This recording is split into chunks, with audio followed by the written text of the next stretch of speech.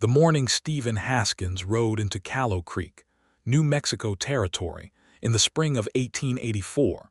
He was bleeding from a wound in his side and carrying enough wanted posters with his own face on them to paper a schoolhouse wall. And what stopped him cold at the edge of town was not the sight of the sheriff's office, but the sound of a woman's voice reading aloud from a primer, clear and steady as a church bell. Drifting through the open window of a low adobe building with a painted sign that said Callow Creek School. He pulled his roan mare to a halt in the dust and sat there like a man who had forgotten which direction he was riding, and maybe he had. The voice inside the schoolhouse did not waver. It read about rivers and mountains and the names of the states in the Union as though those things were the most important things in the world, as though there were no wanted men bleeding in the street outside, as though the whole of creation were orderly and kind.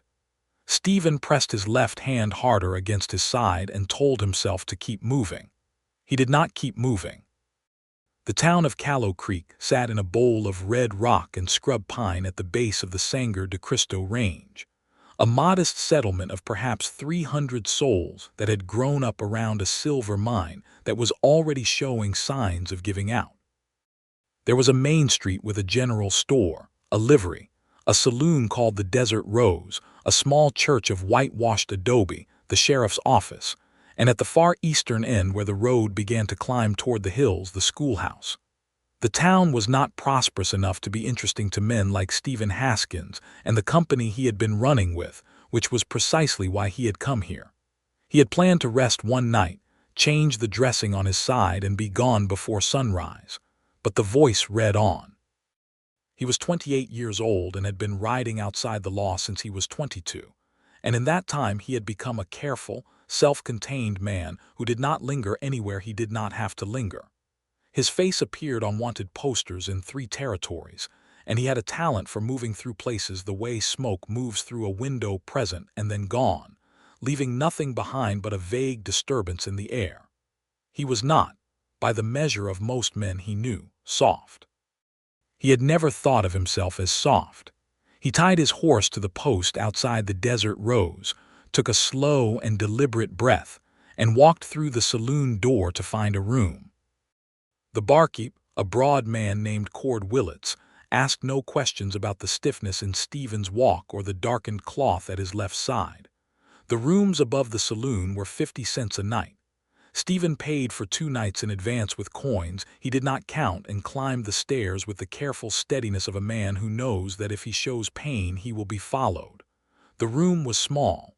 A washstand, a narrow iron bed, a window that looked out over the alley toward the back of the schoolhouse, close enough that he could see the door, a wooden cross above the lintel, and a small vegetable garden that someone had planted in neat rows in the hard red earth behind the building.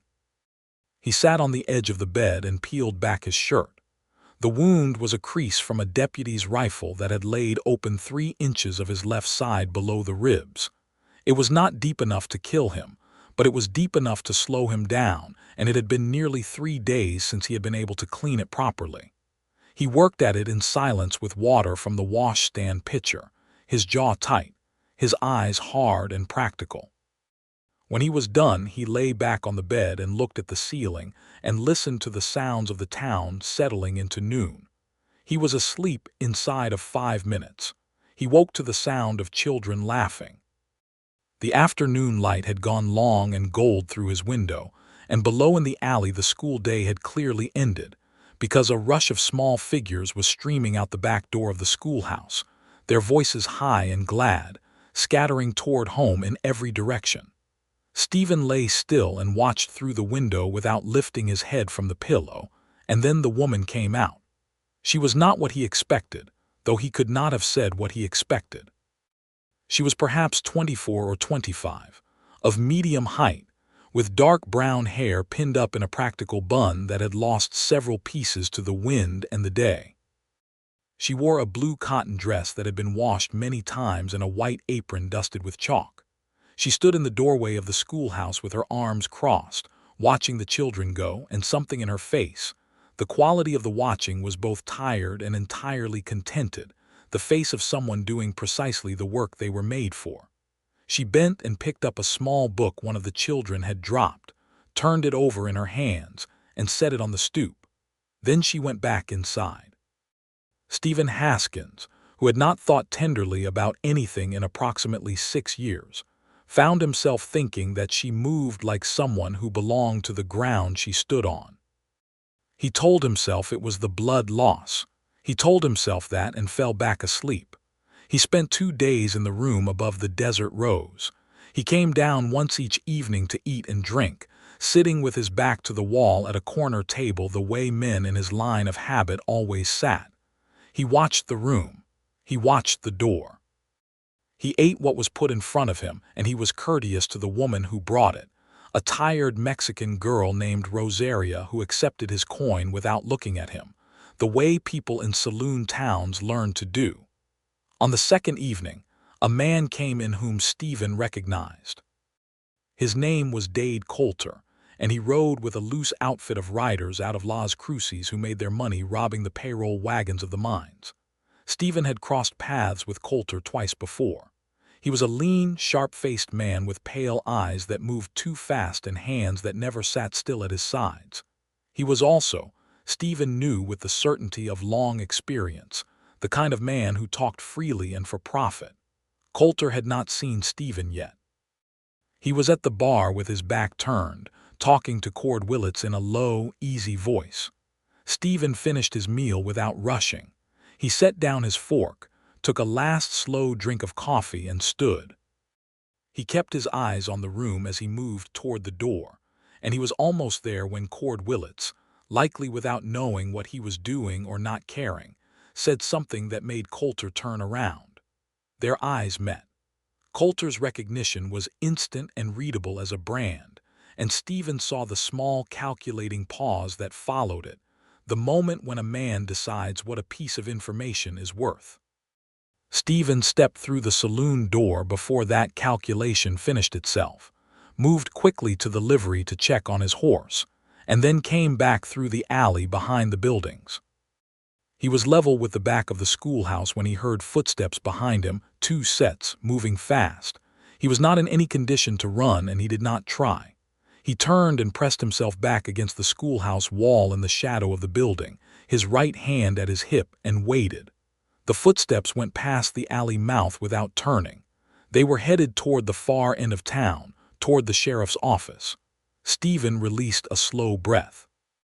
He turned and found himself facing the back door of the schoolhouse, which had opened while he was listening to the footsteps, and in the doorway stood the woman in the blue dress, holding a lamp in one hand and a book in the other, looking at him with clear and unafraid brown eyes. Neither of them spoke for a moment. Then she said, "You are bleeding through your shirt." Her voice was the same voice he had heard reading the primer on the morning he had ridden in, and it struck him with the same odd force it had then measured direct, without performance. He looked down. The wound had opened again when he had moved quickly to check his horse. A dark stain was spreading through the cotton of his shirt. "I apologize for the intrusion, ma'am," he said. "I will be out of your alley directly." "Come inside," she said. It was not a command exactly, but it was not quite an invitation either. It was more like a statement of fact, the way she might tell a student that the sky was blue, the plain pronunciation of something that simply was. "I don't think that's a good idea," Stephen said. "I have clean cloth and iodine," she said. "You do not." He stood there in the shadow of her building in the failing light with Dade Coulter likely talking to the sheriff at that very moment, and his horse saddled and ready, and a 3-day ride between him and the next county, and for reasons he did not examine closely, he followed her inside.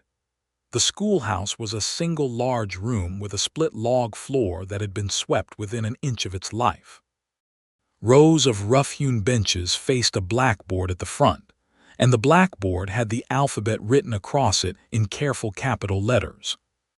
There were papers pinned to the walls that the students had written on, exercises in penmanship and arithmetic, and in the corner near the teacher's desk, a small iron stove that was cold now in the spring evening.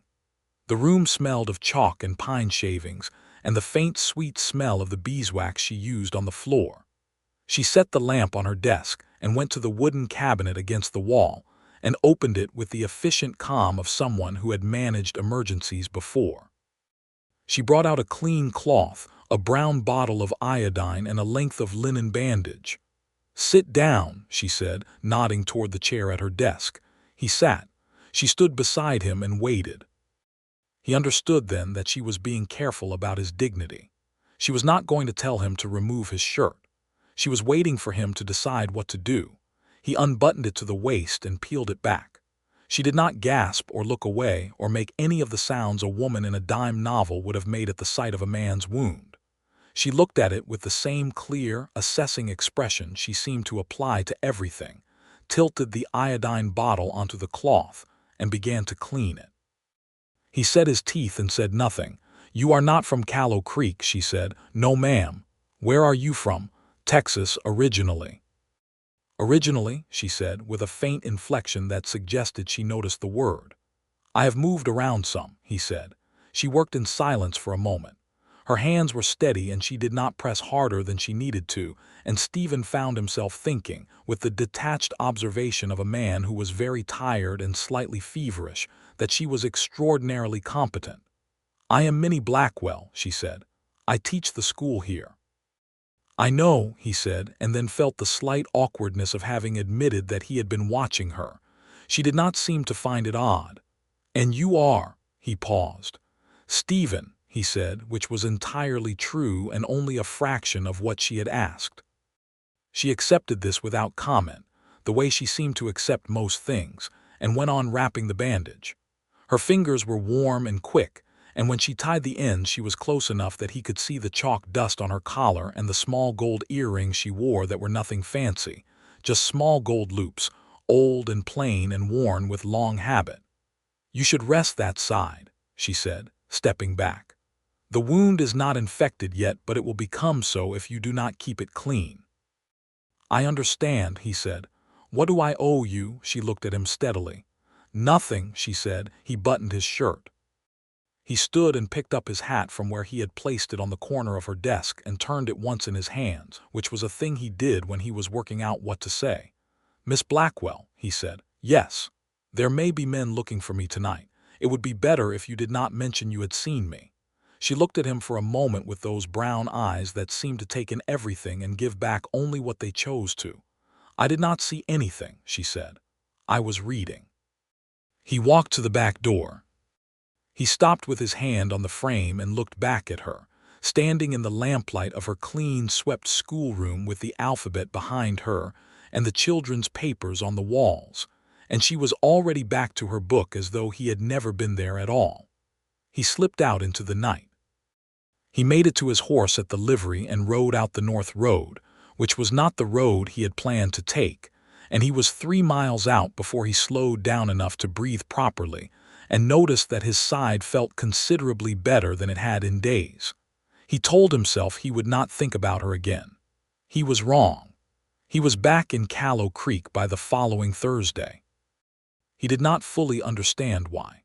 He had told himself several times during the 3 days he spent riding north that it was a practical matter.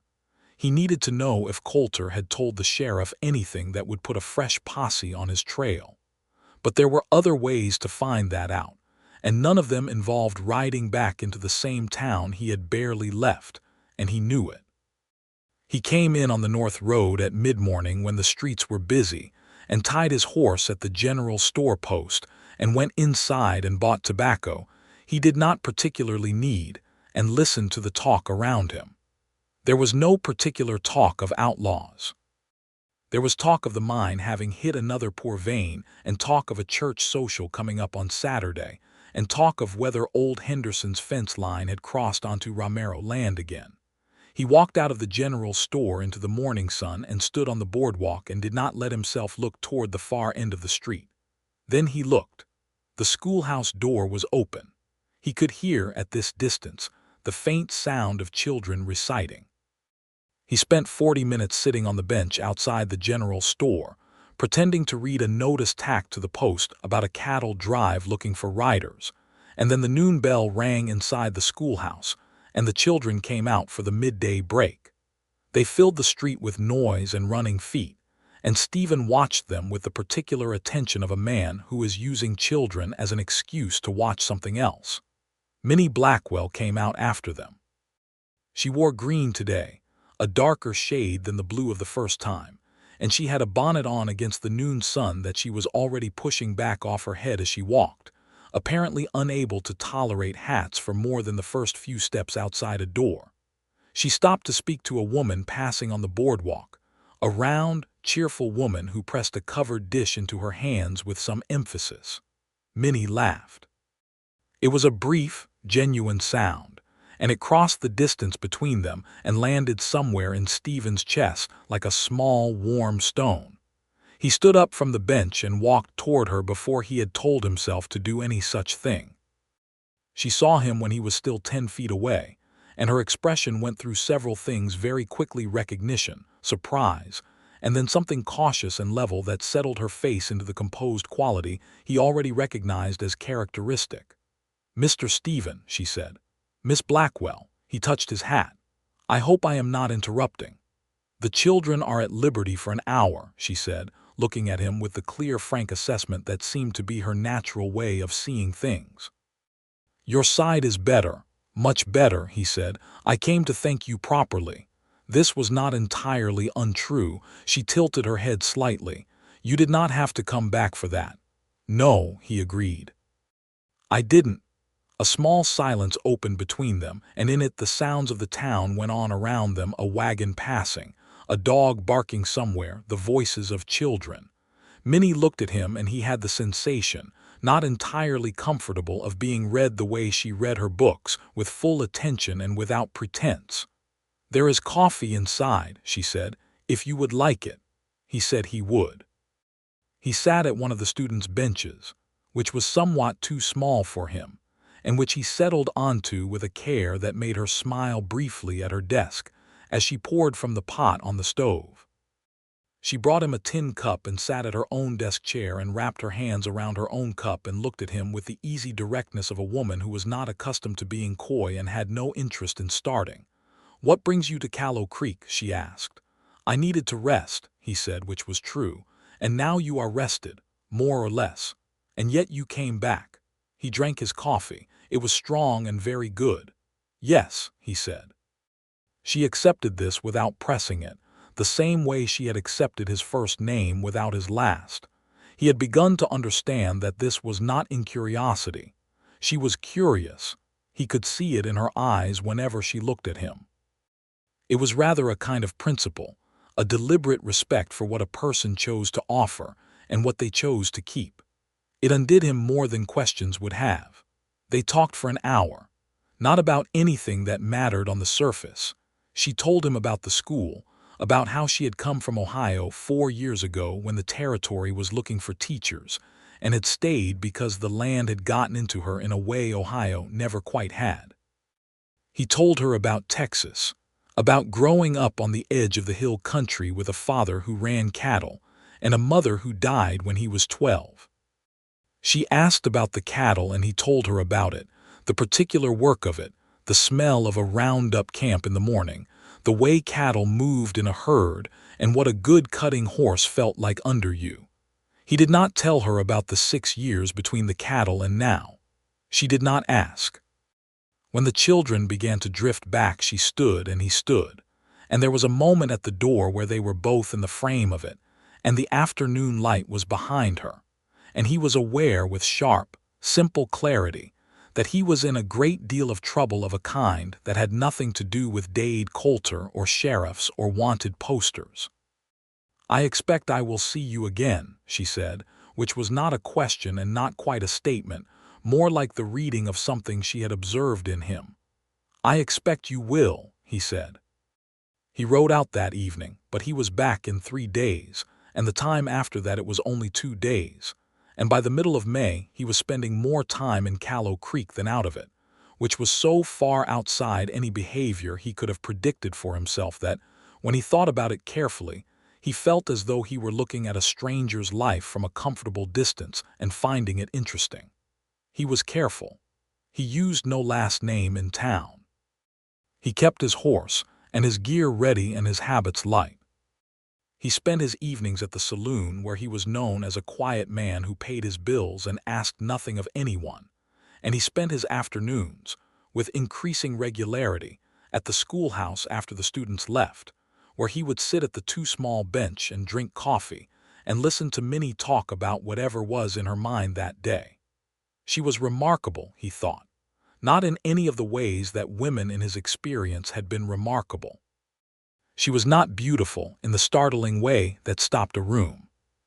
She was handsome and clear-eyed and capable, and she carried herself with a quality of settled authority that had nothing of arrogance in it, only the confidence of a person who had decided what she believed and lived accordingly. She read voraciously. Her desk was always scattered with books, and she would reference them with the ease of someone who inhabited literature the way other people inhabited a house.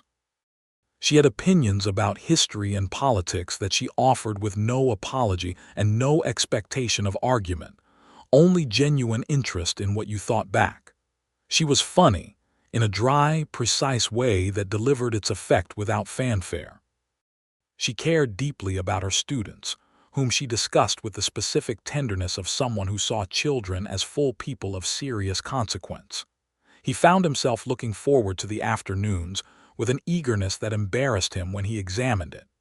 In the evenings, alone in his room above the desert rose, he would lie on the narrow bed and look at the ceiling and think about what he was doing, which was not the sort of thinking that led anywhere comfortable.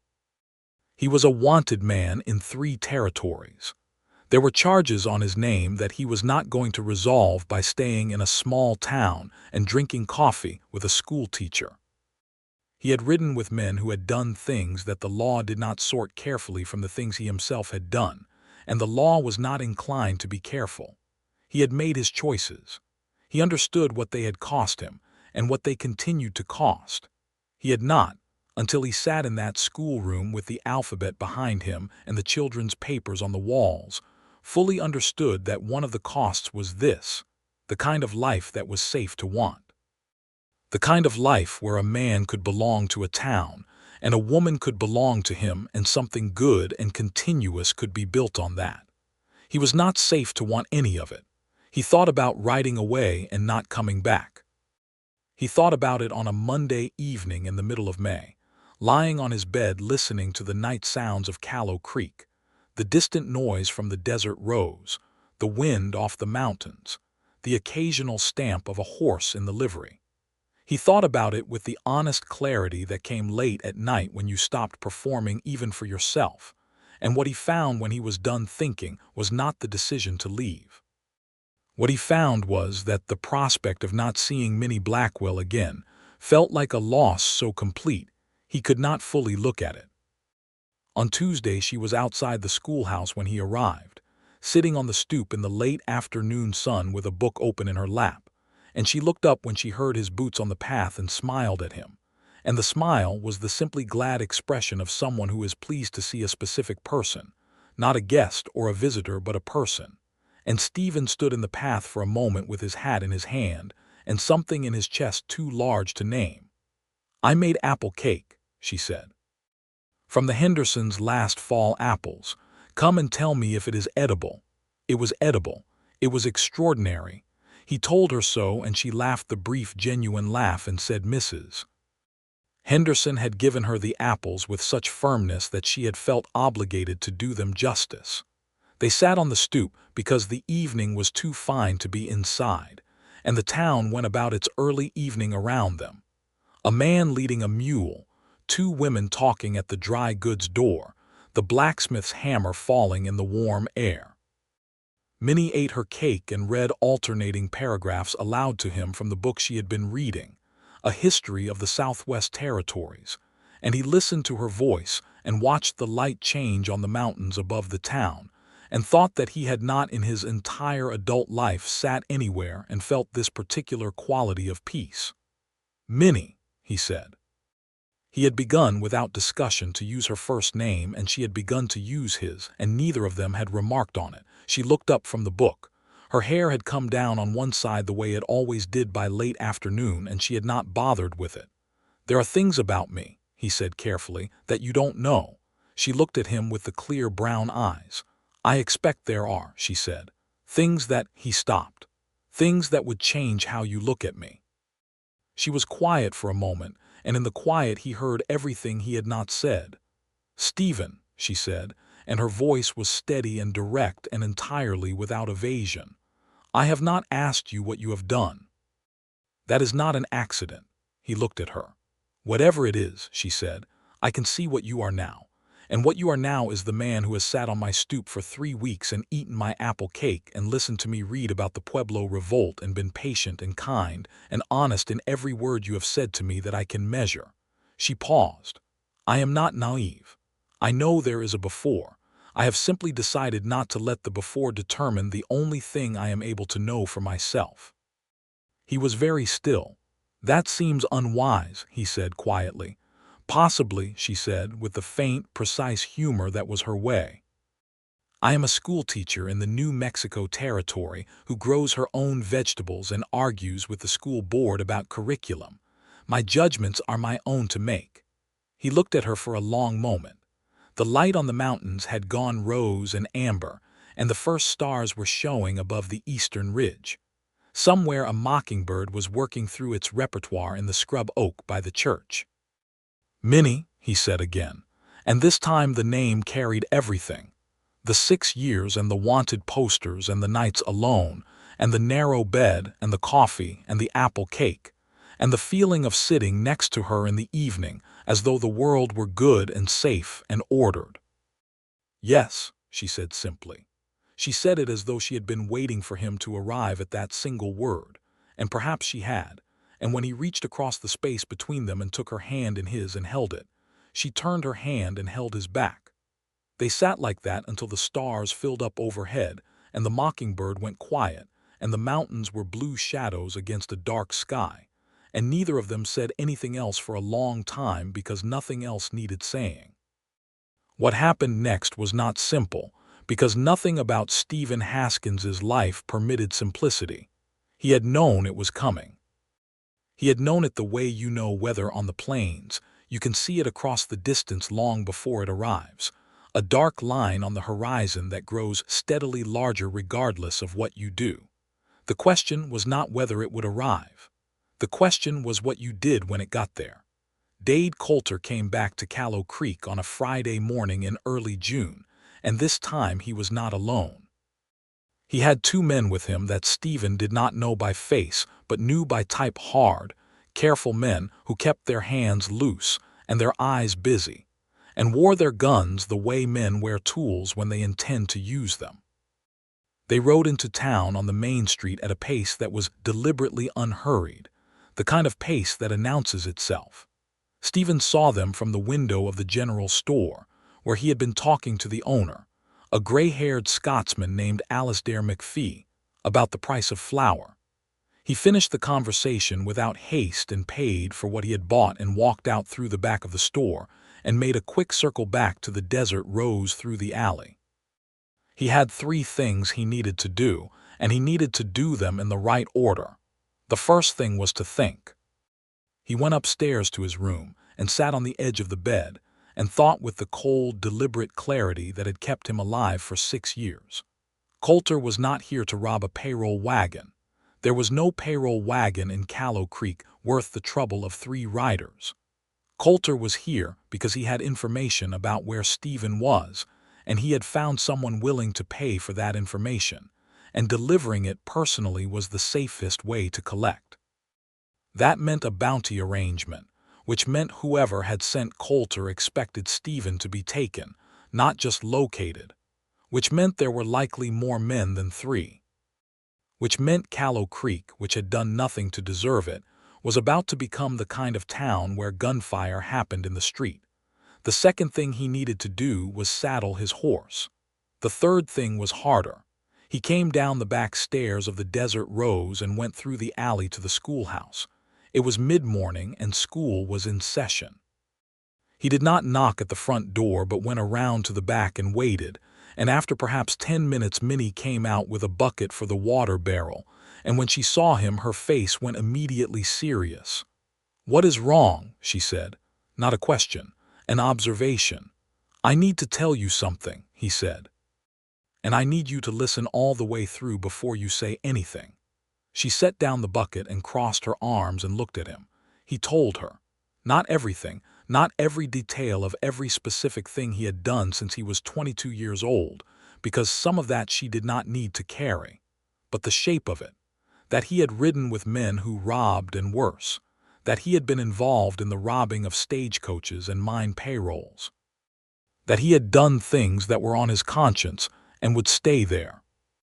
That there were 3 men in town right now who had almost certainly been paid to bring him in, and that before nightfall this would likely involve the sheriff and possibly a gunfight, and that she should take her students and keep them inside and keep herself inside. He said it all in a level voice, watching her face. She listened to all of it without moving. When he was done, she was quiet for a moment. Her expression went through something complex and private and then resolved into the same clear, steady look she always had, though with something heavier underneath it now. "Are you going to run?" she asked. The question surprised him. He had expected anger or grief or fear or some combination that would have been entirely reasonable. "I plan to," he said. "And now?" He looked at her standing in the bright morning sun of the schoolhouse yard, the mountains behind her, the children's voices inside, and he thought of 6 years of running and what it had made of him and what it would make of him for the next 6 years. And he thought of her sitting on the stoop with her book and the apple cake and the stars coming out over the mountains and her hand turning in his, and he said, "I don't think I can any more." She looked at him for a long time. Her brown eyes were very serious.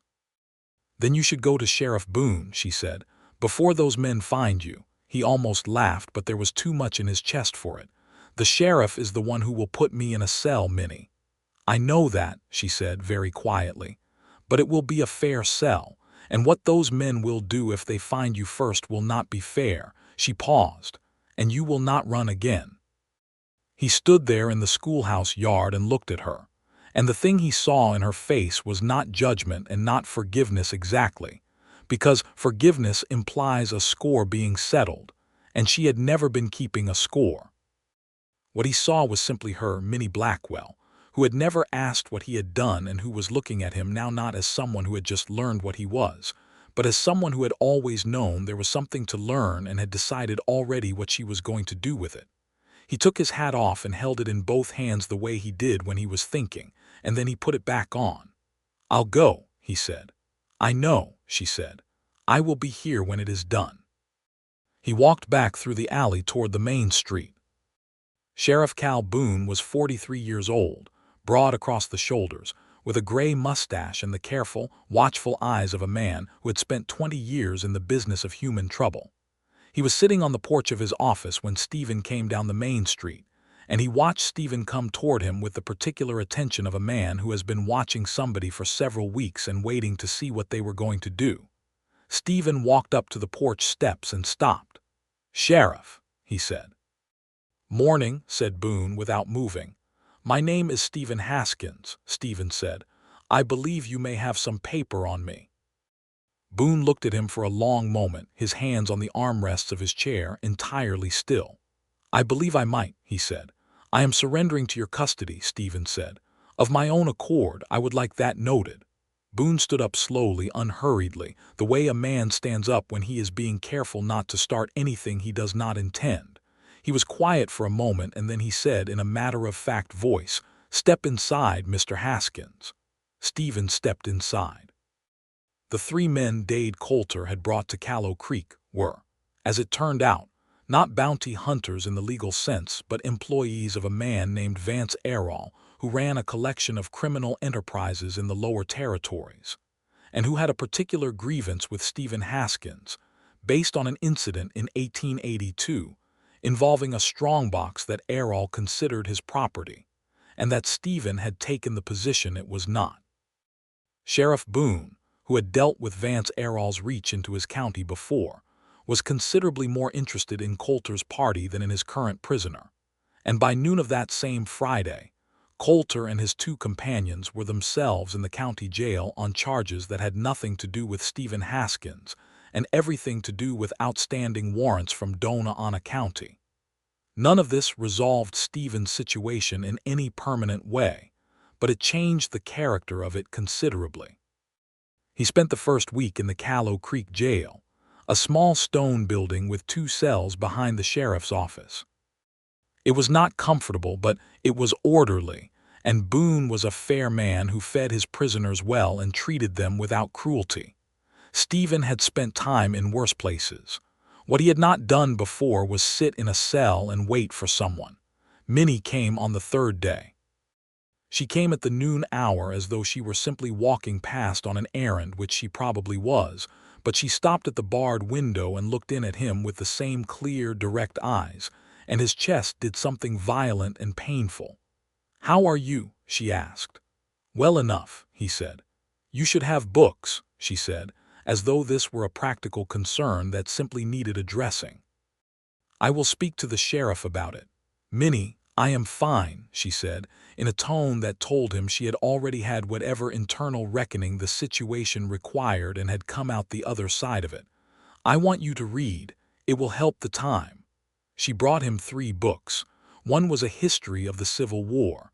One was a novel.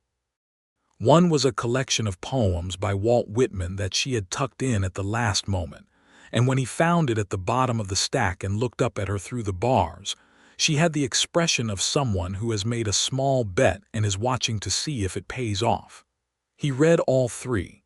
He read the Whitman twice. He was held in the Callow Creek jail for 6 weeks while Sheriff Boone communicated with the territorial authorities about the nature of the charges against him and what disposition the law intended to make of them. It was a complicated process, as the charges spanned 3 territories and involved several different incidents and the testimony of a number of people who had various and sometimes contradictory interests in the proceedings. Stephen had no lawyer. There was no lawyer in Callow Creek. But he had something unexpected, which was that 2 of the men whose stagecoach he had helped rob in 1882 came forward during the proceedings to note that Stephen Haskins had personally intervened to prevent one of the other riders from harming a woman passenger during the robbery, and that this was a thing they felt relevant.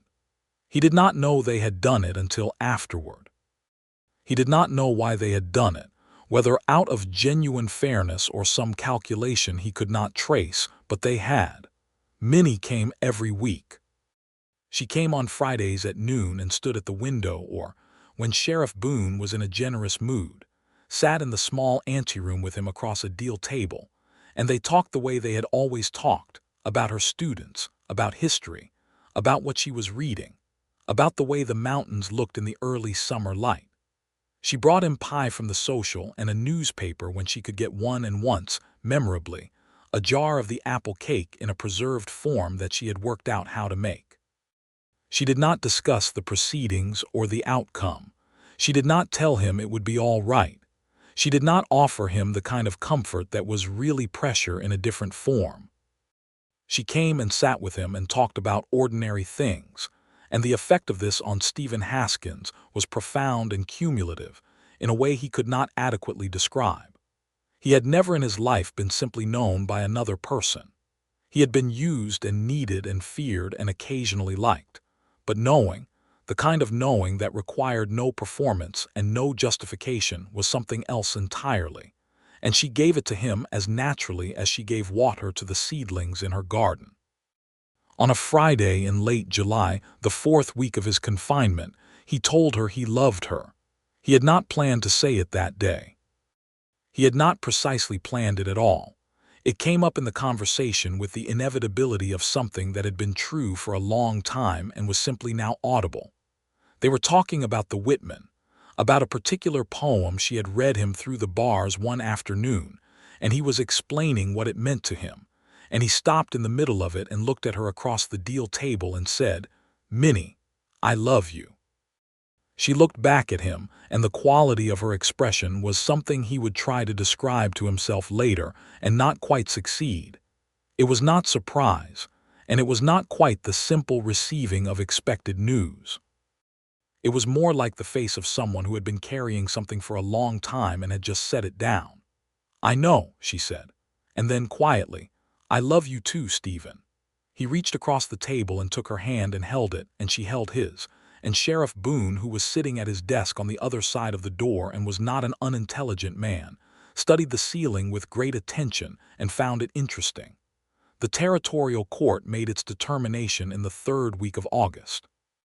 The charges against Stephen Haskins were considerable but not, in the balance of the court's assessment, without nuance. The robbery charges were real and the penalties attached to them were real. The mitigating testimony regarding his conduct during the 1882 incident had weight. His voluntary surrender documented and witnessed had weight. His behavior in the Callow Creek jail, which Sheriff Boone attested to as exemplary, had weight.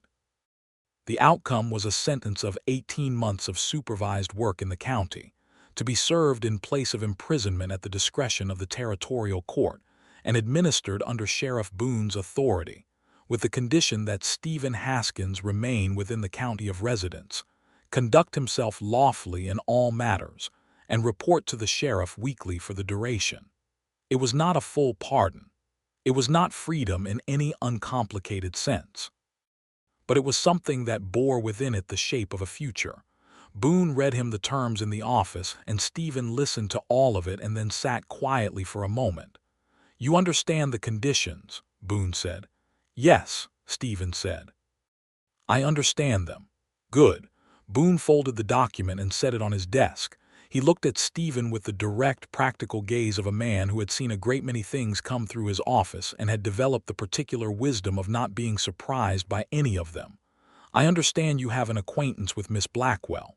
"Yes," Stephen said. "She is," Boone said carefully, "a person of considerable consequence to this town." "I know that," Stephen said.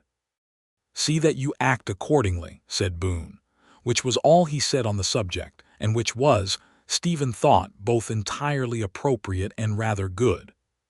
He walked out of the jail into the August heat of Callow Creek's Main Street and stood for a moment in the sun, which was very bright and very warm, and breathed. Then he walked to the schoolhouse.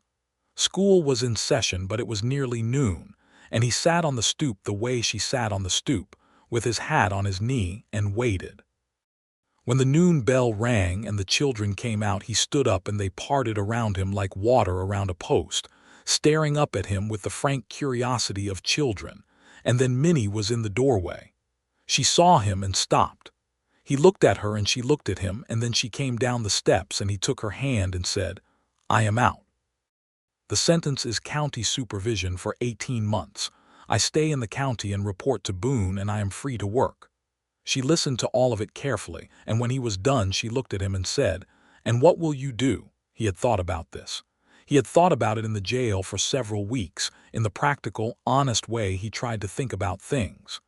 "There is a piece of land east of town," he said, "below the Henderson property near the creek. McPhee at the general store told me it has been for sale 2 years without a buyer because it needs a great deal of work." He paused. "I have some money saved from earlier years. Enough to buy the land and the materials if I am careful. I know cattle, I know the work." "You want to build something," she said. "Yes," he said. "I want to build something." She looked at him with the clear eyes and the trace of a smile at the corner of her mouth that she had when she was doing the calculation he already knew the outcome of. "That sounds like a good use of 18 months, she said. "Minnie," he said, and then stopped, because what he wanted to say was large and complicated, and the simplest version of it was the only one worth saying. "I want to build it with you in mind." "Then build it for 2, she said. He said, "Is that a yes?" "You have not actually asked me a question yet," she said. He laughed, which was a thing that still surprised him when it happened, the ease of it with her. He took her other hand so he held both of them, and he asked her, standing on the stoop of the Callow Creek schoolhouse with her students eating their noon lunch 20 feet away, and the mountains bright behind her and the whole summer waiting, "Minnie Blackwell, will you marry me?" She said yes. She said it with the same simplicity with which she said everything important, without embellishment, without the performance of the thing, only the plain and whole reality of it. She said yes, and he drew her close, and she put her head against his shoulder briefly, her hand still in his, and they stood like that for a moment in the August sun. Then one of the children called out from behind them, "Miss Blackwell, Percy ate his lunch and mine too." And she pulled back and turned toward the school with the resigned exasperation of a woman who is about to have to deal with Percy, and Stephen stood on the stoop watching her go and smiling. They were married on the 14th of September, 1884, in the small whitewashed church at the center of Callow Creek, by the Reverend Thomas Ault, with a congregation of perhaps 40 people who had come to regard Stephen Haskins over the course of the summer, with the specific and provisional approval of a small town giving someone a chance.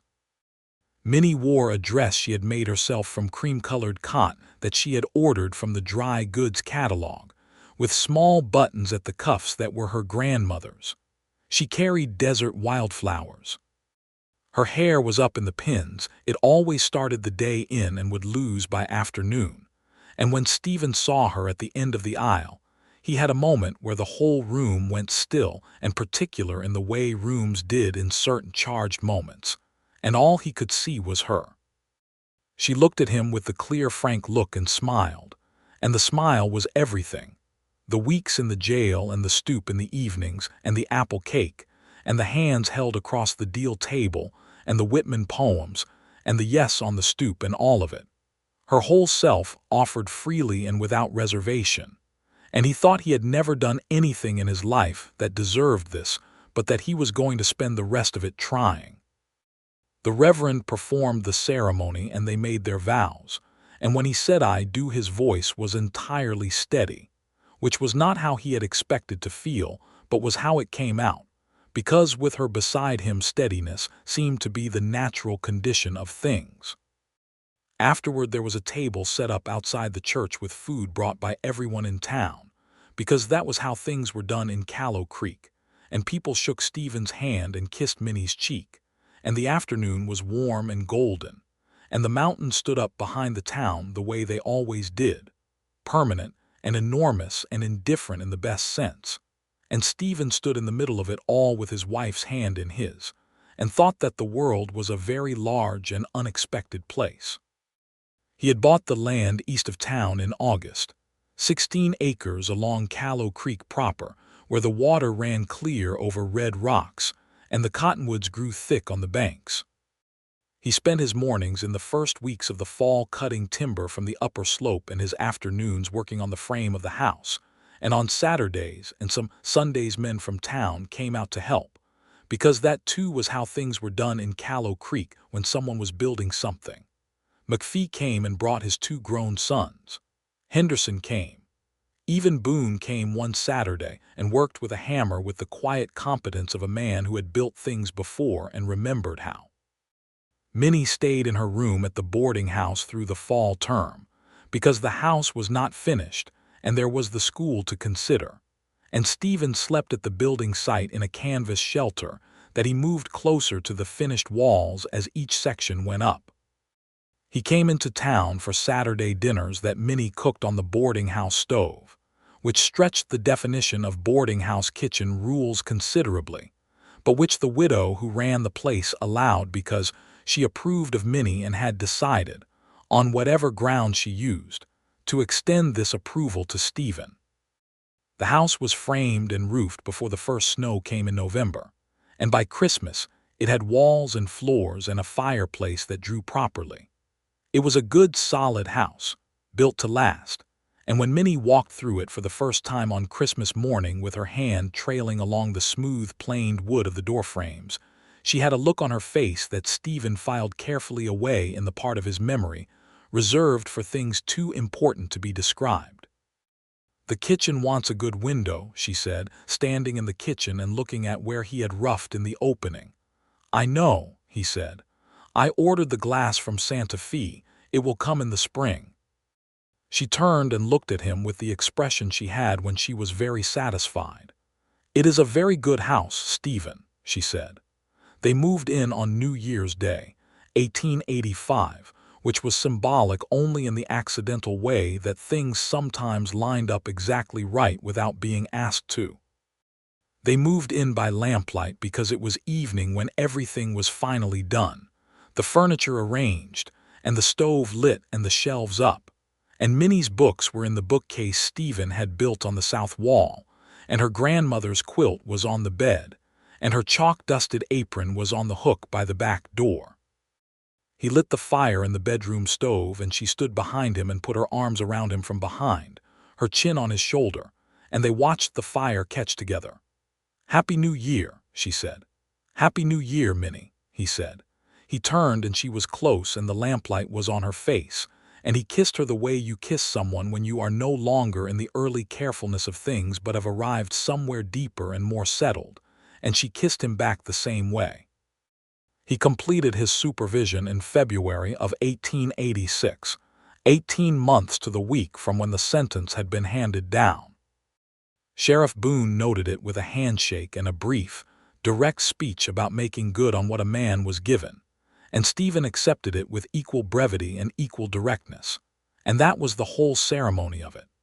The cattle he had bought in the fall of 1884, a small herd of 12 that he had purchased carefully from a rancher east of town who was reducing his operation, had grown through the first year into something that was beginning to look like a real working outfit.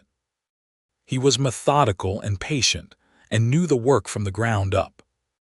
He hired one man in the spring of 1885, a young Mexican hand named Esteban Reyes, who was 17 when he started and 18 within the month, and who had a gift with horses that was worth considerably more than what Stephen could afford to pay him, and who stayed anyway, which Stephen never quite took for granted. The land along the creek was good land. He had known it when he bought it. The water was reliable. The grass came in thick in the spring. The shelter of the cottonwoods along the creek bank protected the stock in the worst weather. By the spring of 1886, he had 28 cattle and 3 good horses, and a kitchen window with glass in it, and a wife who left chalk on his collar when she kissed him before school and came home in the afternoons with her hair down and her mind full of the day. He had never been happier in his life. He thought about that sometimes, the strangeness of it, that it had taken everything it took to get here, all the years and the distances and the wrong roads, and yet here was the life, whole and solid and his, and it held a quality of rightness that he could not have invented or predicted. It simply was. Minnie continued to teach. The school board had made uncertain noises in the fall of 1884 about whether a married woman could hold the position, and Minnie had attended the school board meeting with her characteristic composure and had spoken plainly, and at some length about the quality of education she provided, and the fact that her marriage did not alter her qualifications in any direction that seemed educationally relevant. And the school board, faced with a clear argument delivered by someone who was very obviously right, and who was also the best teacher the town had ever had, approved her continued appointment with a vote of 4-1. The one was a man named Gerald Haste, who objected on principle to married women in professional roles, and who had been overruled on a number of matters before, and who went home and told his wife, who told him he was wrong, and that was the last of that. In the spring of 1886, just after Stephen's supervision ended, Minnie told him she was expecting. He was in the barn when she came and told him, coming around the corner of the stall where he was working on a piece of harness, and her face had an expression that was new, not quite the composed directness she usually carried, but something softer and more uncertain, the face of someone offering something very fragile. He set down the harness and went to her and took her face in his hands, careful and deliberate, and looked at her. "Good," she said. "Minnie," he said, and his voice broke slightly in the middle of her name, which he had not planned and which he did not try to conceal. "Good does not begin to cover it." She laughed, the brief warm laugh, and put her arms around his neck, and he held her there in the barn with the smell of hay and horses around them, and the spring light coming through the open door, and something in him that had been waiting for years, without knowing what it was waiting for, completed itself. Their son was born in November of 1886, a solid, emphatic boy who arrived after a long labor that had Stephen alternating between pacing the porch and sitting with his hat in his hands and composing prayers he had not thought he still knew. Minnie handled it with her characteristic combination of determination and practicality, and the midwife, a stout, capable woman named Agnes Crow, who had delivered most of the babies in Callow Creek for 15 years, declared the whole proceeding a success with the tone of someone closing a business meeting. They named him Daniel, after Minnie's father who had died when she was 16, and whom she spoke of with the specific fondness of someone who had been truly known by a parent. Stephen held Daniel on the first evening, standing by the bedroom window with the baby in his arms, and looked at the face of his son, the dark eyes and the clenched hands, and the completely uncompromising reality of a new person in the world, and thought of the man he had been 6 years ago, and the man he was now, and the distance between them that was not. He understood. A repudiation of one by the other, but something more like a long road that went only forward.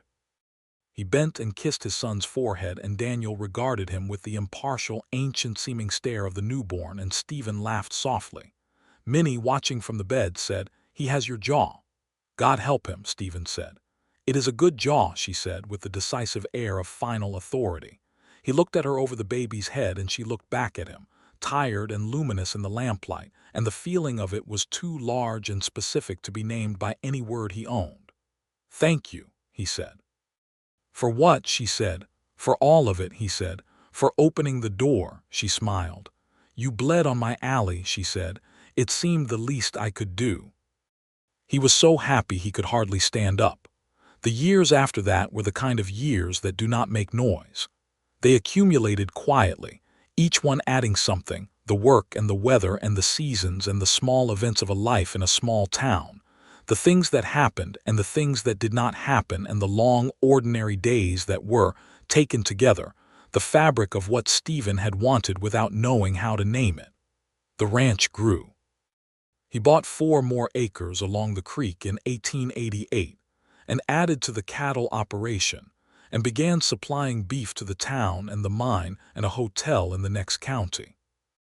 Esteban Reyes stayed on and became in all practical terms a full partner in the daily management of the stock, a young man of 20 whose sense of what a good horse could do remained several steps ahead of everyone who argued with him about it. Stephen paid him properly and meant it, which was not, he understood, the common way of things in the territory, and he made no pretense about it. The mine closed in 1889, which took the bottom out of a third of the town's economy and sent a number of families away, and changed the character of Callow Creek in ways that were not entirely recoverable. Stephen helped where he could, hiring men who were looking for work, buying from the families that stayed, standing on the right side when the question of whether Mexican and Anglo families in the town would share resources during the hard winter of 1889 came up at the town meeting, which it did, and which required someone to say plainly what decency required. He said it. He was not the only one, but he was one of the ones whose voice carried weight by then, and he did not spend that weight lightly. Minnie's school continued. She had 31 students at its height, children of every kind of family the territory produced: ranchers' children and miners' children, Anglo and Mexican, and one Apache boy named Little Bear whose father had worked in the mine, and who sat in the second row and was, Minnie said with satisfaction, the best reader in the class by Christmas of his first year. She fought for him the way she fought for all of them, against the people who thought he did not belong there, and against the school board member who suggested the school was not the appropriate place for a child of that background. And she won, because she was right, and because she was very stubborn, and because by 1889 people in Callow Creek knew that Minnie Haskins did not lose arguments about the education of children. She continued to bring the fight on behalf of the children in her school to anyone who needed fighting with, and she had the patience for it. Stephen watched her and thought, not for the first time, that the most formidable thing he had ever encountered in his life was not armed men or bad weather or difficult country, but a determined woman who was also entirely right.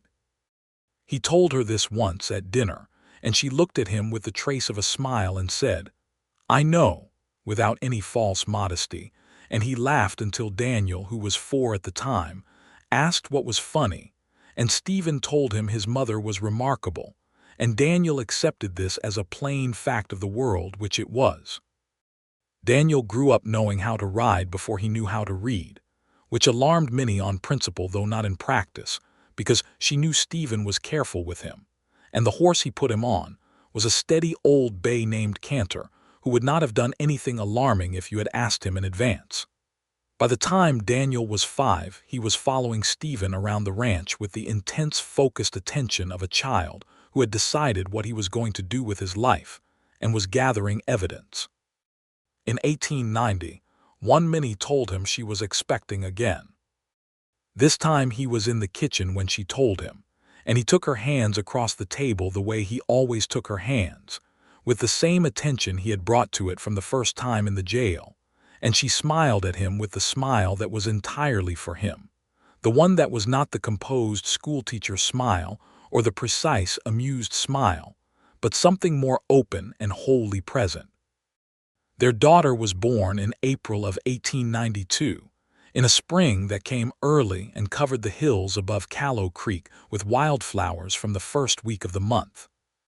They named her Clara, for no particular reason except that it suited her, which they knew from the first afternoon she spent in the world, a serene and observant infant who seemed to be taking careful notes. Daniel, at 5 years old, regarded his sister with the wariness of someone whose position has been altered, and then, over the course of the first week, with the tentative fascination of someone encountering a new country. By the end of the month, he was protective of her in the way that only children can be, absolute and unreasoned and complete. Stephen watched his son watching his daughter and thought of his own childhood and the mother he had lost early and the long solitude of the years after, and he made, in the quiet of that thought, a private and comprehensive promise that had no words because it did not need them. Callow Creek changed, and did not change in the years of the 1890s. The mine was gone, but the town stayed smaller, quieter, but present, held together by the families who had put down roots deep enough that an economic wind could not dislodge them. New people came, as new people always came to the territory. A doctor in 1890, a young man from Virginia named Hayes who set up a proper practice, and who became, over time, a genuine friend to Stephen and Minnie both. A family from Tennessee who bought the Henderson land when old Henderson finally retired and moved to Santa Fe. A widow from Mexico City named Carmen Robles who opened a small restaurant on the main street and whose cooking transformed the social character of Callow Creek's evenings in ways that were very much to the benefit of everyone. The territory was changing too, in the larger sense. The railroad had come through the lower parts of New Mexico, drawing commerce and people and the particular electricity of the modern world. There was talk of statehood, a recurring topic that seemed always to be 3 years away, and then 3 more. The law had grown heavier and more organized, which was mostly a good thing and sometimes not, as it depended very much on which laws and who was enforcing them. Stephen was known in the county as an honest rancher, a fair employer, and a man who stood straight on matters of principle, and these things were true, and they had been built over years of daily choosing, and he did not take any of it for granted. He had come to this life through a door that should not have opened for him, that had opened only because a woman had chosen to see him as he was rather than as he had been, and he understood that the choosing had to be renewed every day.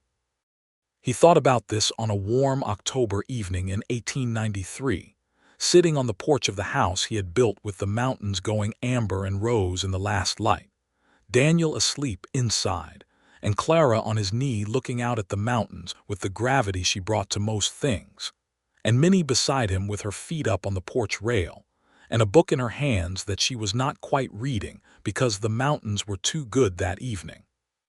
"What are you thinking?" she asked without looking up from the book. "About doors," he said. She looked up then with the trace of a smile. "Which doors?" "One particular door," he said. "Schoolhouse door, spring of 1884. She was quiet for a moment, and Clara reached up and took a handful of Stephen's shirt in her small fist and held it as she did when she was thinking about sleeping. "You bled on my alley," Minnie said, which was what she always said, the two of them having arrived over the years at a private language for that night, the way married people arrived at private languages for the things that mattered most. "You let me in anyway," he said. "You needed iodine," she said. "Minnie?" She looked at him with the clear brown eyes that had not changed in 9 years except to become, in some quality he could not precisely name, more entirely themselves, clearer and warmer and more fully present, the eyes of someone who had spent years looking at what mattered and had gotten better at it. "I knew what you needed," she said simply. "I knew it before you did." Clara's fist unclenched, and she tipped sideways against his chest, asleep with the complete efficiency of young children. He put his arm around her and looked at Minnie and the mountains and the evening. "I love you," he said, which he said with the same regularity with which he said other plain and important things, because she deserved to hear it said and not only felt. "I love you too," she said, and meant it the same way. The mockingbird that nested in the scrub oak by the road was working through its repertoire in the last of the light, the same extravagant show it put on every clear evening, and the mountains stood their ground above the town the way they always had, and the porch was warm, and the house behind them held their sleeping children and their books and the grandmother's quilt and everything else that was theirs. Daniel was 7 when he asked his father, with the directness of someone who had been building to a question, whether the stories he had heard from town were true, whether his father had once been an outlaw. He asked it in the barn, in the straightforward way he asked most things, looking up at Stephen with his mother's eyes and his own jaw and an expression of genuine and uncomplicated curiosity.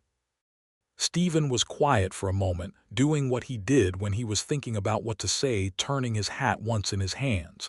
Then he crouched down to his son's level. "Yes," he said. "There was a time before this when I made bad choices and did wrong things. I was not a good man in that time." Daniel considered this with the seriousness he brought to large information. "But you stopped," Daniel said. "Yes," Stephen said. "Why?" Daniel asked. Stephen thought of the schoolhouse door and the lamp and the iodine and the clear brown eyes and the hand that turned in his on the stoop and all the rest of it, the whole long road of it. "Because someone saw me clearly," he said, "and did not look away, and I decided I wanted to be the man they were looking at." Daniel thought about this for a moment. "Was it Mama?" he asked. "Yes," Stephen said. Daniel nodded with the particular satisfaction of someone who had suspected this from the beginning and found his hypothesis confirmed. "That sounds like Mama," he said. Stephen laughed. Clara came running into the barn at that moment, slightly muddy and holding a striped feather of indeterminate origin, and the conversation ended in the ordinary way of domestic conversations, submerged under the present moment and what was happening in it. And Stephen stood up and listened to his daughter explain about the feather, and watched his son examine it with appropriate scientific seriousness. And the barn was warm, and the light was good, and everything that mattered was right here. Minnie found out about the conversation that evening, because Daniel told her at dinner. He told her most things, with the same frankness she had always brought to him, a quality he had absorbed so thoroughly it was simply how he communicated. She listened to his account of it, and then looked at Stephen across the table with an expression that held several things simultaneously. Something moved, something amused, something that was simply love in its plain and working form. She did not say anything about it until the children were in bed and the house was quiet, and then she sat down beside him at the table where he was doing the account books and put her hand over his and said, "You said the right thing to him." "Did I?" he said. "You told him the truth without giving him a weight he is too young to carry," she said, "and you told him what changed it, That is the right thing, she paused. He will remember it. He will tell Clara, Stephen said. Within the week, Minnie agreed, with the precision of someone who knew her children. Stephen looked at her hand over his on the account book. He turned his hand and held hers. "Minnie," he said, "I have been thinking." "You are always thinking," she said affectionately. "I would like to write it down," he said. "The before, not for the children yet, maybe not ever, or maybe when they are grown, but for the record, so that it exists somewhere honestly." She looked at him. "What I did and when and how it came to stop," he said. "Not to excuse it, just to have it be a true thing somewhere." She was quiet for a moment, with the quality of quiet that meant she was considering something fully. "I think that is a wise thing to do," she said at last, "and a brave one." "I may need help," he said, "with the writing." She smiled. "You have come to the right person," she said. "I am, as it happens, a schoolteacher." He laughed. She laughed. The lamp burned on the table, and the mountains were dark outside the window, and the house was quiet around them, and the life they had built together was exactly as real and as solid as the walls Stephen had cut the timber for and raised board by board with his own hands in the fall of 1884. He wrote it over the winter of 1893, sitting at the table in the evenings with Minnie across from him, reading or working on a lesson plan for school, asking her when the words came wrong, which they sometimes did, and she would look up and say the sentence back to him in a different order that made it true and clear, and he would write it that way. It took 4 months and 12 pages, and when it was done, he read it through once, alone, and then he folded it carefully and put it in the box where they kept the important papers, next to the deed to the land and the marriage certificate and the children's birth records. He never hid it. It was simply there, in its place, with the other true things about their life. In the spring of 1894, the territorial government announced that New Mexico would be seeking statehood in the coming decade, which set off a long and contentious series of discussions in every town in the territory about what kind of place they wanted to be when statehood came. There were meetings in Callow Creek, and at the meetings there were arguments about land rights and water rights and who belonged to the territory and who deserved the protections of it. And these were not simple arguments, because they involved genuine and deep injustices that the territory had carried since before it was a territory. The treatment of the Mexican families whose land had been taken or diminished by legal maneuvering, and the treatment of the native peoples whose position was, as Stephen said plainly at one of those meetings, a matter of serious wrong that statehood would not automatically fix, and that required the people of the territory to decide whether they intended to stand for or against it.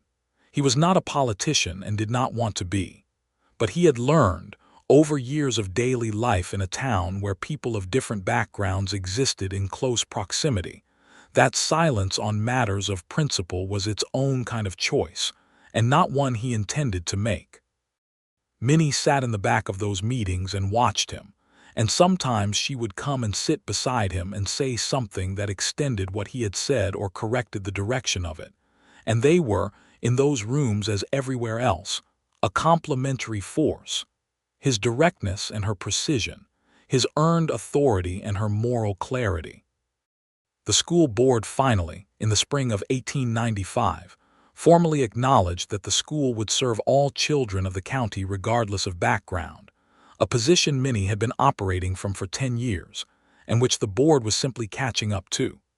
She attended the meeting where this was voted and walked home afterward in the evening and told Stephen about it at the kitchen table with the satisfied expression of someone who has watched a very slow argument finally conclude.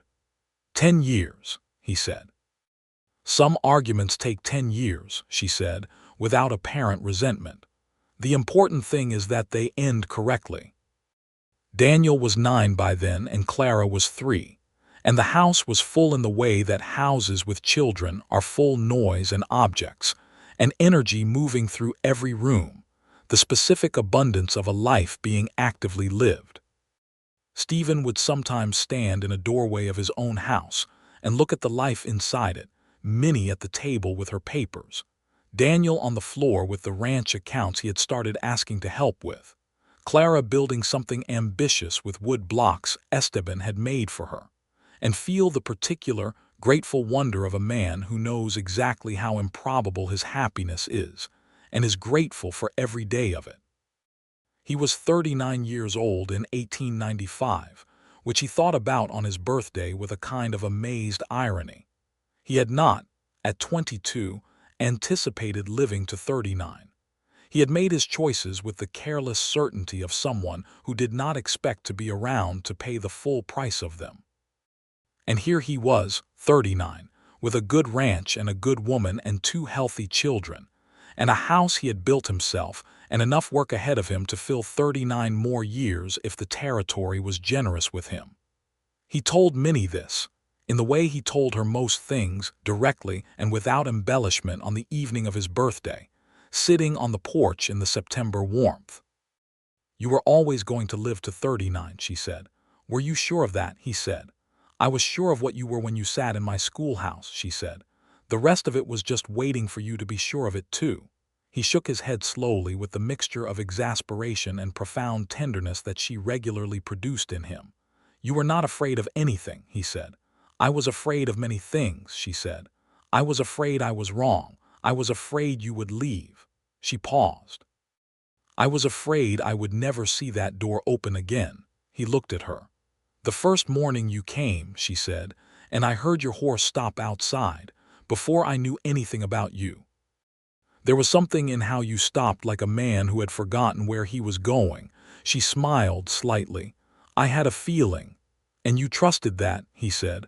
"I trusted that," she said simply. "I have always trusted what I could see."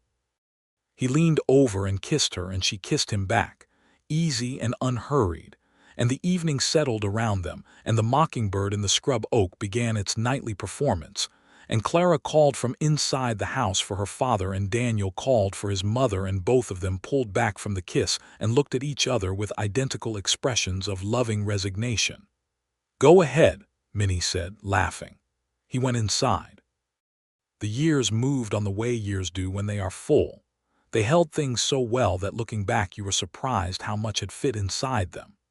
Esteban Reyes became a full partner in the ranch in 1897, a proper legal partnership that Stephen proposed with a directness that left Esteban momentarily speechless, and which he accepted with a handshake that held in it 10 years of loyalty and work, and the kind of trust that grows between people who are in the same weather every day. It was the right thing, and it was the fair thing, and Stephen was glad to do it. Daniel at 12 was already what he was always going to be, a rancher, organized and patient and skilled with animals, with his father's gift for reading country and his mother's precision with numbers. He would carry it forward. That was clear, and it was good. Clara at 6 was entirely her own person, serious and creative and stubborn in ways that were different from both her parents, and yet completely recognizable as the product of both of them. She drew pictures of everything with a focus and a seriousness that Minnie observed with the careful interest of a woman who knew what it meant when a child was committed to something, and who did not interfere with it. Minnie herself, at 43, was the teacher she had always been moving toward becoming, not just good but genuinely excellent in the specific way that comes from long experience and deep care. Someone who had shaped the understanding of hundreds of children over the course of a teaching career that showed no signs of ending. She had less chalk on her collar than she used to, Stephen thought, because she had gotten faster at staying out of the chalk's range. He told her this, and she said that was what 20 years of teaching produced, and he said he believed her. One evening in the late autumn of 1899, with the century coming to its end and the territory at the edge of the new one, Stephen sat at his desk with the lamp on and took out the folded pages from the box and read them through. He did this occasionally, not with guilt or with grief, but with the honesty of a man who wanted to keep clear accounts of himself. When he was done, he folded them again and put them back. He went to find Minnie. She was in the kitchen, making the last of the season's preserves, standing at the stove with her sleeves pushed up and her hair coming down the way it always did by evening, filling the kitchen with the smell of apples and sugar and something warm and complete. He stood in the door and watched her for a moment. She felt him watching and looked up. "What?" she said with a smile. "Nothing," he said. "Everything." She looked at him with the clear brown eyes that had seen him from the first evening in the lamplight of her schoolhouse, that had seen all of it, the wound in his side and the boots on the porch and the coffee and the tin cups and the hands across the table and the vows in the church and the children and the years, and had never looked away. "Come and stir this," she said, holding out the wooden spoon, "before it sticks." He came and stood beside her and took the spoon and stirred, and she leaned her head against his shoulder briefly, her hair warm against his jaw, and the stove was hot and the kitchen was full of lamplight, and outside the window the stars were coming out over the mountains the way they always did on clear autumn nights. Daniel had gone to bed. Clara was finishing a drawing at the kitchen table with the concentrated frown she brought to all her work. The house held them all, solid and warm, built to last. Minnie took the spoon back and he stayed beside her, and for a while neither of them said anything because nothing needed saying, because they had been saying it every day for 15 years in the plain language of people who had built something together and knew what they had built. It was enough. It was more than enough. It was the whole of it. And in the spring of 1900, when the new century was young, and the mountain wildflowers came in thick over the hills above Callow Creek, Minnie told him there would be a third child coming in the fall. He was in the kitchen when she told him, standing at the door with the morning light behind her, and she looked at him with the small, careful expression she always had when offering something fragile. He crossed the kitchen in 3 steps and put his hands on her face and looked at her. "Minnie Blackwell," he said, using her maiden name the way he sometimes did, privately, as a kind of remembrance of the person she had been standing in the schoolhouse door with the lamp. "Haskins," she corrected him, the trace of a smile. "Minnie Haskins," he said, "you have given me everything worth having in this world." She put her hands over his hands where they held her face. "We gave it to each other," she said. He kissed her in the morning light, and outside the kitchen window the mountains stood where they had always stood, and the creek ran clear over its red stones, and the cottonwoods were coming into leaf, and the new century was beginning with all its distances and possibilities, and the house he had built with his own hands held them and their life and their children, and all of it was real and true and theirs. Their third child, a boy they named James, arrived in November of 1900, loud and strong, his mother's precision in every line of his face. Daniel, 14, stood at the door of the bedroom with the solemnity of an eldest child receiving a new responsibility, and accepted it in exactly that spirit. Clara, 8, held her new brother with a careful authority and declared him satisfactory. Stephen sat beside Minnie on the edge of the bed while she held the baby, and the lamplight was on all of them, and he took her hand the way he always took her hand, and she held his, and the family was complete. Callow Creek would change again, as it always had. The territory would become the state of New Mexico in 1912, and the children would be grown by then. Daniel running the ranch with Esteban, Clara gone to a school in Santa Fe, where she studied art with a seriousness that Minnie recognized and supported without reservation. James growing up in the house by the creek, knowing a different and somewhat easier world than his parents had known. Minnie would teach until 1910, when she finally stepped back, not because she was tired of it, but because it was time to let the next person have it, and she had trained that person herself, a young woman from Las Cruces who had all the qualities the work required. Stephen would run the ranch until his hand said otherwise, and they took their time saying it. But on this particular November evening in 1900, with the mountains dark outside the window, and the house warm and full, and the newest Haskins sleeping in his mother's arms, all of that was still ahead, still in its proper time, still waiting to unfold in the ordered way of things that have been well laid down. Stephen looked at Minnie and she looked at him. "You came back," she said softly, which was what they said to each other sometimes, the two of them, the private shorthand of the door and the alley and the iodine and all that followed. "I always will," he said. She smiled entirely, with nothing held back. And the lamp burned on, and the mountain stood, and the life they had made together went on in all its ordinary and extraordinary wholeness, built on nothing more and nothing less than the fact that a woman had opened a door one spring evening in 1884, and a man had chosen to walk through it, and neither of them had ever looked back.